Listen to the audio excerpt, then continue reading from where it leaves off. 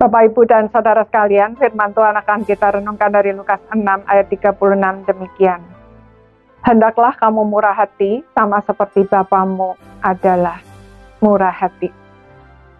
Saudara, murah hati atau merciful yang dimaksud oleh Tuhan Yesus bukan sekedar suka memberi, apalagi memberi karena kewajiban, takut dinilai pelit untuk mendapat pujian dan nilai diri, serta motivasi-motivasi lain yang tidak kudus.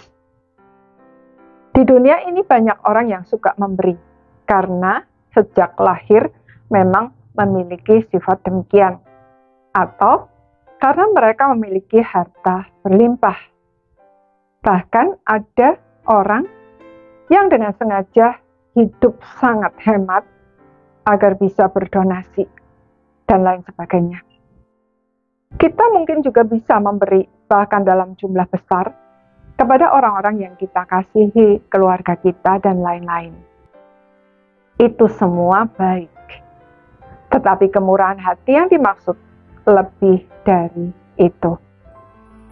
Kemurahan hati yang dimaksud oleh Tuhan Yesus berasal dari hati yang penuh belas kasihan, karena telah mengalami dan selalu mengingat kemurahan hati atau belas kasihan Allah.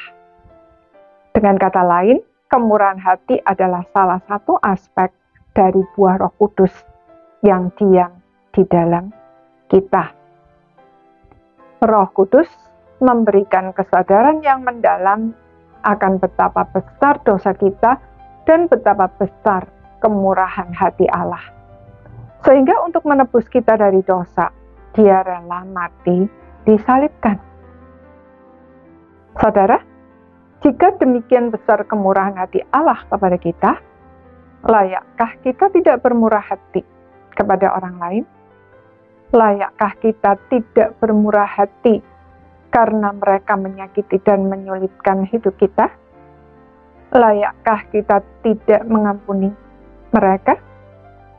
Bisakah kita melihat kelebihan mereka dan bukan kekurangan mereka? Tuhan Yesus berkata, "Jikalau kamu berbuat baik kepada orang yang berbuat baik kepada kamu, apakah jasamu? Orang-orang berdosa pun berbuat demikian." Jadi, apa yang harus kita lakukan? Kemurahan hati adalah pekerjaan Roh Kudus yang mengubah hati kita, bukan sesuatu yang kita usahakan dengan kekuatan kita sendiri. Bagian kita adalah mengakui kegagalan-kegagalan kita untuk bersikap murah hati, motivasi-motivasi yang tidak kudus, dan bahwa kita masih jauh dari murah hati seperti Bapa.